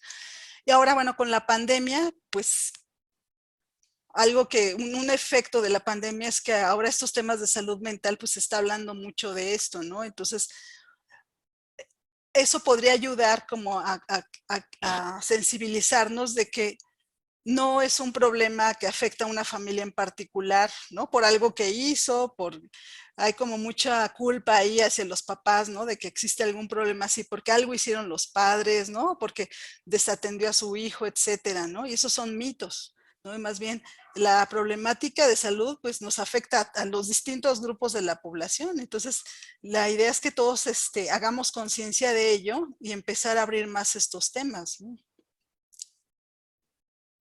Muchas gracias, doctora, por su respuesta. Le voy a dar la palabra ahora a alguno de nuestros compañeros que tiene la mano levantada. Vamos a escuchar a Gonzalo Sosa, por favor, si puedes deshabilitar tu micrófono, Gonzalo. Muchas gracias. ¿Me escuchan ahí? Sí. Adelante, sí. Sí. Bueno, muy buenas tardes. Gonzalo Sosa Gutiérrez del Ministerio de Justicia y del Derecho en Colombia. Muchas gracias, doctora Violeta y doctora Jazmín, por esa gran introducción. De verdad que sí, porque es toda una introducción a este tema, el estigma de la discriminación. Quiero aprovechar este momento pues para hacer tres comentarios que considero relevantes en el tema de la discriminación. Por un lado, son como los recursos asignados para la atención, ¿no? Por un lado, la salud pública se considera casi que la cenicienta en el tema de salud en el momento en que le asignan recursos. Es uno de los temas en los que menos recursos se asignan en la salud mental. Y dentro de la salud mental está pues precisamente el consumo de sustancias psicoactivas. Y ahí ya encontramos una gran discriminación. La otra y está relacionada con lo que comentaba usted de los mismos, digamos, personal de la salud que atienden el tema de consumo de sustancias psicoactivas y de manera particular las recaídas. Vemos que las tasas de recaídas para personas que son tratadas por abuso de sustancias, pues se comparan con otras recaídas como la diabetes, la hipertensión, el asma, ¿no? Y las recaídas son como comunes y similares en estas enfermedades.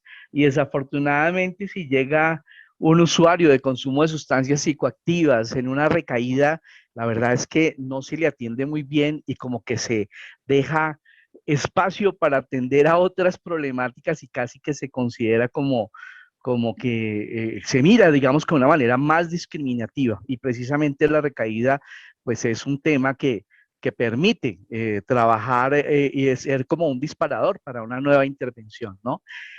Por el otro lado, aquí en las recaídas, por el otro encontramos también todo el tema de lo que son las personas que se inyectan drogas. Y entre los consumidores, las personas que se inyectan drogas son aún más discriminadas. Tal es el tema de las personas también que requieren, por ejemplo, el tema de la metadona para trabajar una reducción en la adicción pues, a la heroína. Muchas de las aseguradoras, incluso aquí en nuestro país, los usuarios tienen que presentar tutelas para que les asignen la medicina. Y casi que se considera que el asignarle medicina a una persona que consume sustancias psicoactivas y personas que se inyectan drogas es casi como una, digamos, como que una alcahuetería, dicen algunos acá, ¿verdad? Y qué triste, una mayor discriminación.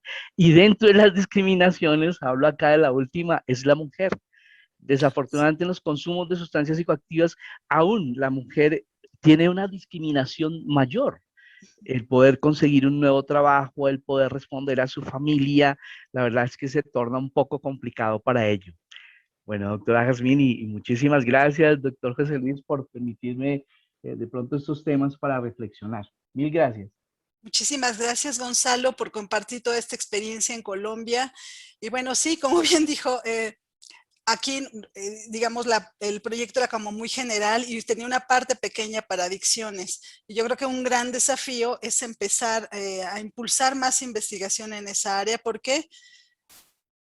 Bueno, pero desde este enfoque estructural, porque tiene mucho que ver con estas políticas que deliberadamente excluyen a las personas para su atención, ¿no? Y el caso de las adicciones, pues es algo que hay que trabajar en gran medida. Y bueno, pero sobre todo yo creo que en Latinoamérica hay que hacer visible todas estas experiencias en el campo de las adicciones, ¿no? Desde América Latina, y bueno, eso ayudará como más a hacer visible la problemática. Pero muchas gracias por el compartir esta experiencia.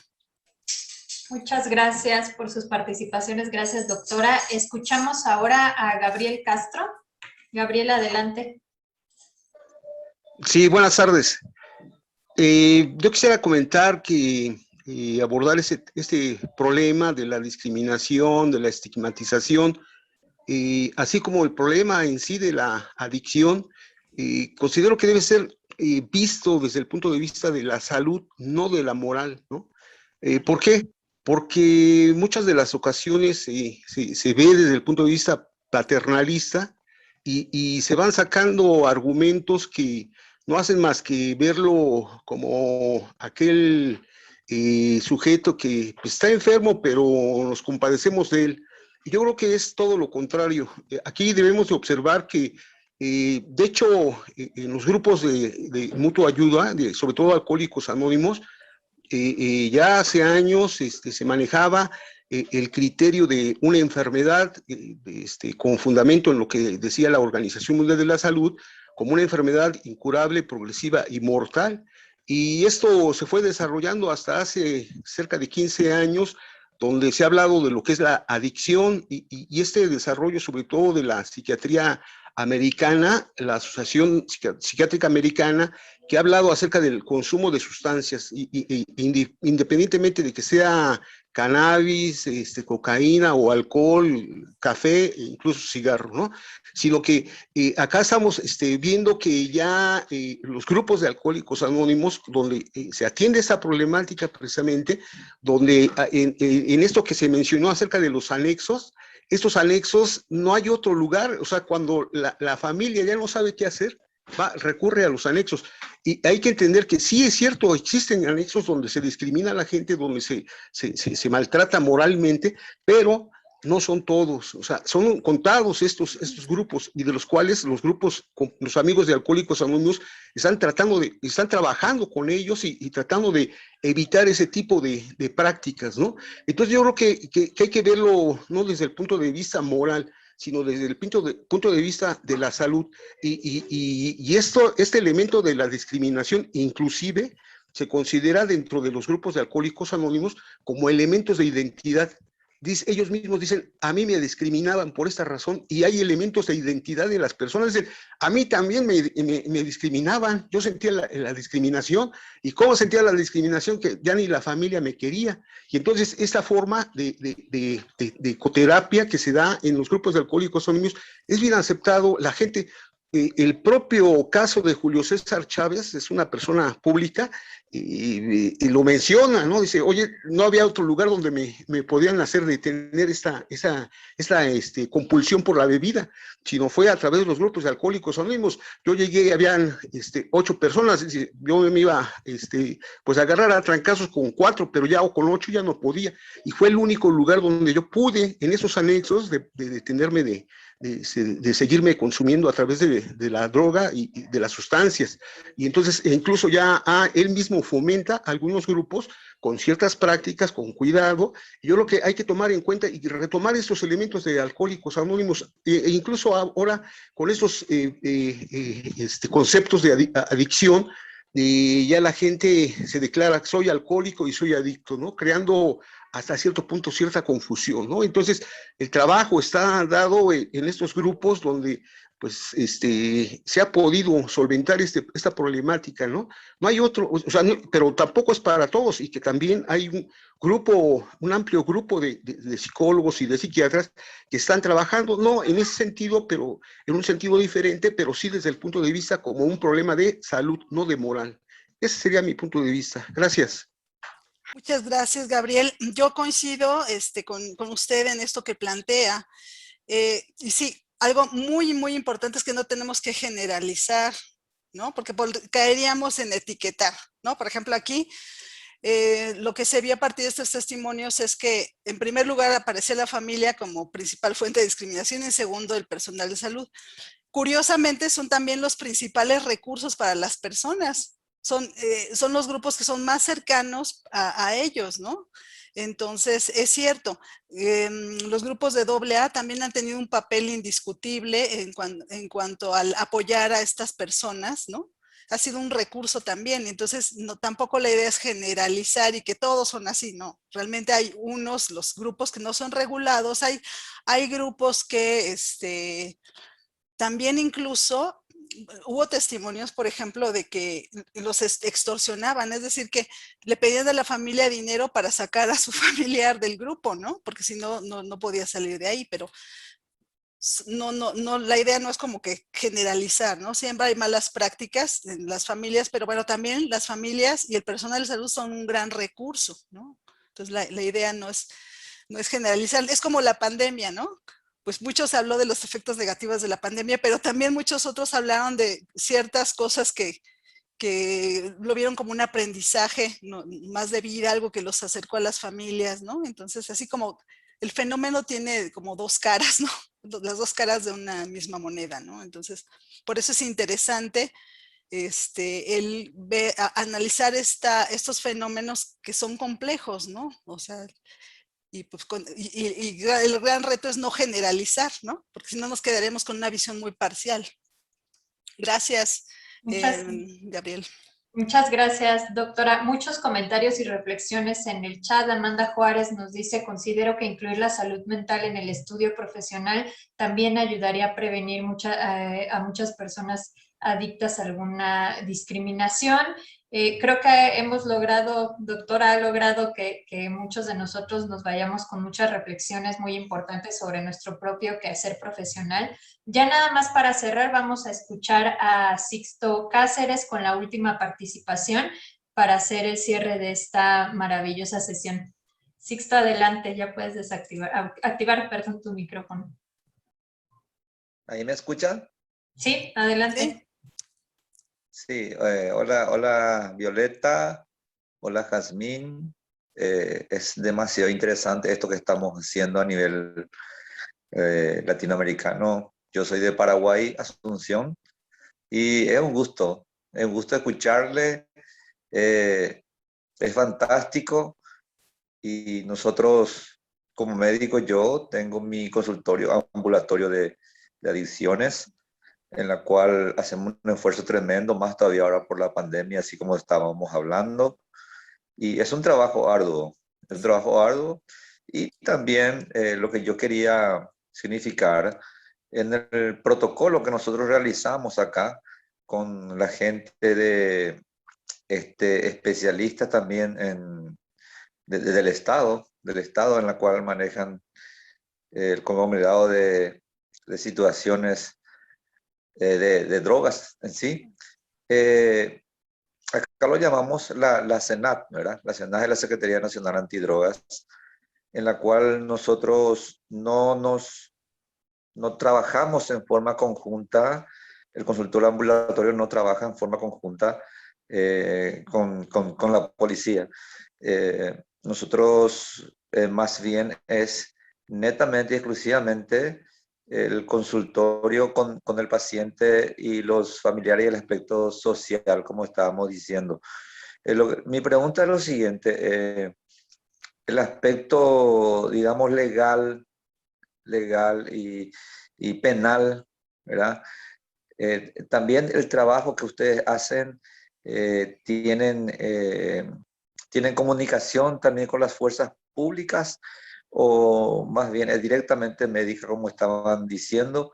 Esa es mi pregunta, y desde ya de acá de Paraguay, Asunción, estamos muy contentos por poder comunicarnos con ustedes, y muchísimas gracias, y vamos a seguir con eso, ¿no? Muchísimas gracias, Sixto. Un saludo a Paraguay. Y bueno, sí, no, lamentablemente nosotros no trabajamos con esta área, ¿no? Legal y penal. Nos invitaron en algún momento y nosotros quisimos participar. La idea era empezar a hacer este trabajo en población, en reclusión, en los penales. Y entonces nosotros accedimos porque el equipo de investigación muy entusiasta y muy comprometido, entonces lo decidimos y bueno, no, sí, sí hay que hacerlo. Sin embargo, y de hecho fuimos en varias ocasiones, metimos que todo el protocolo, etcétera, pero al final de cuentas, como que nos quisieron imponer muchas restricciones. Eso es como parte de la discriminación estructural, ¿no? Porque nosotros tenemos toda esa disposición, pero a final de cuentas como que nos sentimos como hasta vigilados, ¿no? Que qué van a hacer, qué van a preguntar. Entonces dijimos, ya no entendimos nada porque les interesa que trabajamos con esta población, pero a la mera hora ya que aceptamos participar, nos ponen muchas barreras. Entonces como que no estaban las condiciones para hacer un trabajo de este tipo ahí, desde las mismas autoridades, ¿no? Pero sí, yo creo que uno de los grandes temas pendientes es trabajar en estos grupos, ¿no? Porque también ahí, sí llegamos a hacer como algunas presentaciones presenciales con personal de salud trabajando en las cárceles. Entonces, pero sí es todo un desafío, ¿no? Sobre todo cuando hay estas restricciones desde las autoridades y entonces a veces esas condiciones no favorecen el trabajo, ¿no? Más bien son como un obstáculo. Sí, exactamente. Pero sí, lamentablemente no pudimos llegar hasta ahí. Gracias. Muchas gracias, Sixto, doctora, por sus respuestas y la amabilidad con nuestro auditorio. Creo que con esto pues estamos dando cierre a esta sesión. Se quedaron algunas preguntas en el tintero que ya abordaremos en los diferentes espacios que estamos compartiendo con ustedes. Y reiterarle, doctora Mora, nuestro más sincero y grande agradecimiento por su participación. Tenemos muchos comentarios muy positivos de felicitación, de agradecimiento sobre el trabajo, mucho interés también por conocer y acercarse a los materiales que nos ha compartido. Ya les estamos dejando ahí toda la información en el chat. Y bueno, pues a nombre de la Facultad de Psicología, de todo el equipo de trabajo, de la doctora Silvia Morales, agradecerle nuevamente por su tiempo, por haber compartido con nosotros esta tarde este tema tan interesante y que nos deja sobre todo muchísimas cosas que reflexionar, insisto, de nuestro propio quehacer profesional, ¿no? Muchísimas gracias y le doy la palabra al doctor José Luis Vázquez para que haga el cierre. Adelante. Muchas gracias, doctora Félix. Pues un placer estar con ustedes aquí el día de hoy, escuchando y aprendiendo tanto de Jazmín, que bueno, siempre es un lujo contar con este nivel de conocimientos, de información, desde la fuente directa del conocimiento viene ya aquí la información que se va vertiendo en esta sesión académica. Sin duda que gracias al apoyo de la Facultad de Psicología que se pueden realizar todas estas actividades, especialmente, como ustedes ya lo saben, ya lo vimos, ya lo comentamos, asociado al gran equipo, Jazmín lo decía muy bien, relacionada con, pues esto es un trabajo definitivamente de equipo, no es una sola persona, no son solamente unos cuantos momentos o una situación en particular, es la visión conjunta, compartida, multidisciplinaria que nos permite estar con ustedes el día de hoy compartiendo, así que agradecemos muchísimo de nuevo a este gran equipo y a más de las personas que están o han estado involucradas en desarrollar todas estas actividades. De verdad es un placer y sobre todo pues con la doctora Jazmín, donde sin duda que toda esta información nos deja abiertas muchas puertas, mucha información, mucho conocimiento, mucha necesidad de continuar avanzando en manejar todo este elemento asociado al fenómeno más allá del consumo, sino a todos los fenómenos que tienen que ver con el impacto de los trastornos por consumo de sustancias en múltiples áreas y ver el consumo o los problemas por consumo de sustancias no solamente como esa parte o ese componente minúsculo, sino que sabemos que es lamentablemente parte de un conjunto más amplio de otras enfermedades. Ya lo hemos hablado en otras ocasiones, el gran peso a nivel mundial que tienen los trastornos mentales en cobrar varios años de vida saludable de las personas, hacer que se pierdan o se eliminen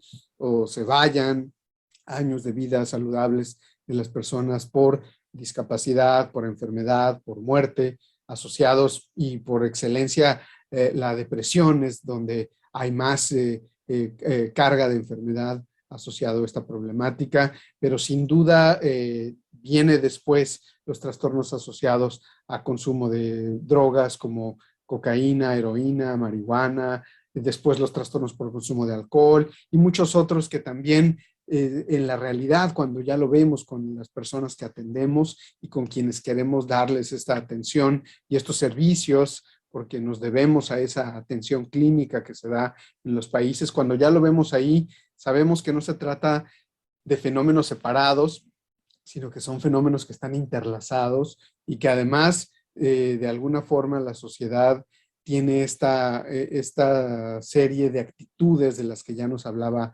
Jazmín, muy asociadas al estigma, a la discriminación, al hacer a un lado, al minimizar, al tratar de manera diferente a las personas con estas problemáticas, y que sin duda que tendremos que explorar otras áreas, ya lo mencionaban ahí, asociado a lo legal, a lo laboral, incluso a lo que tiene que ver con lo emocional.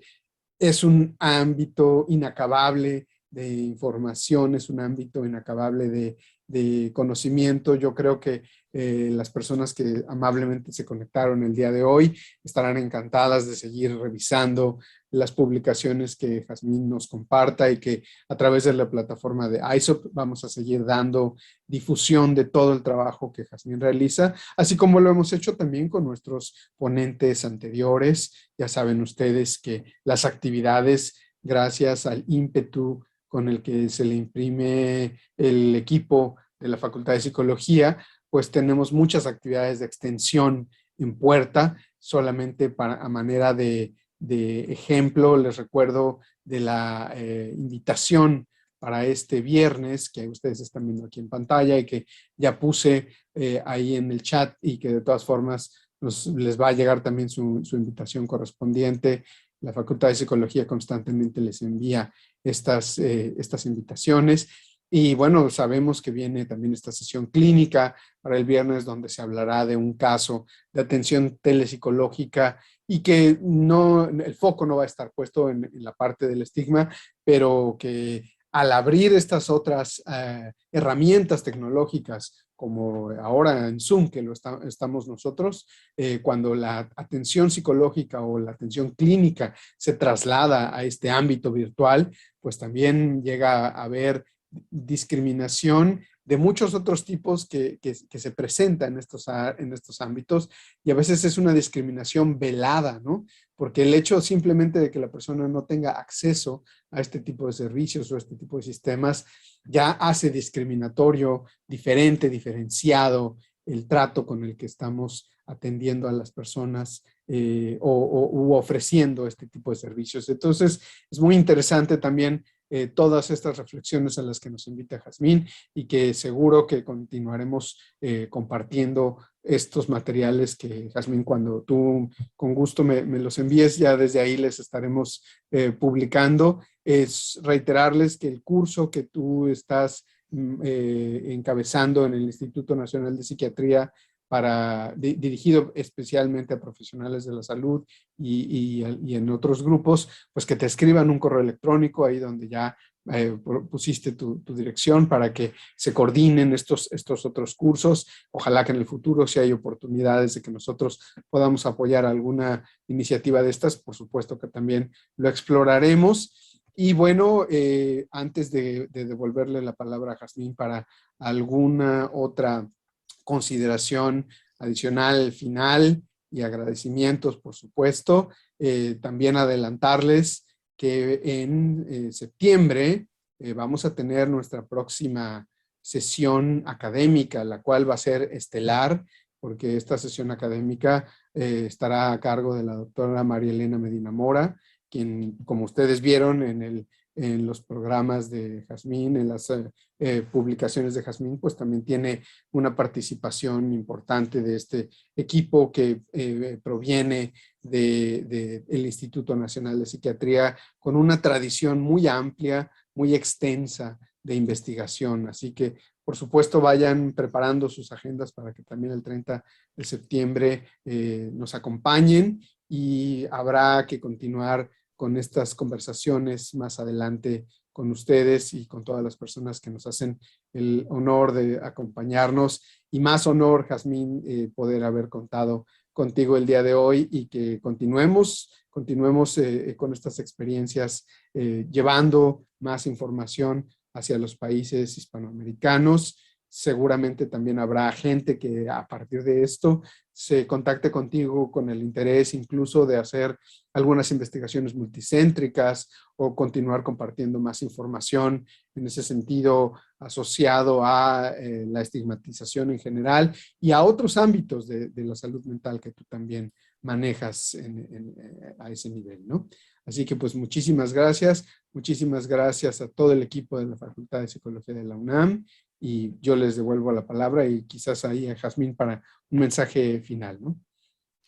Bueno, pues muchísimas gracias, doctor Vázquez, a Violeta, doctora Violeta, y a todo el equipo de la Facultad de Psicología por esta gran oportunidad de poder llegar a un auditorio tan amplio, ¿no? Entonces, el compromiso está ahí, con mucho gusto ya se pueden poner en contacto conmigo para todo lo que requieran, y pues muchísimas gracias de nuevo por esta oportunidad.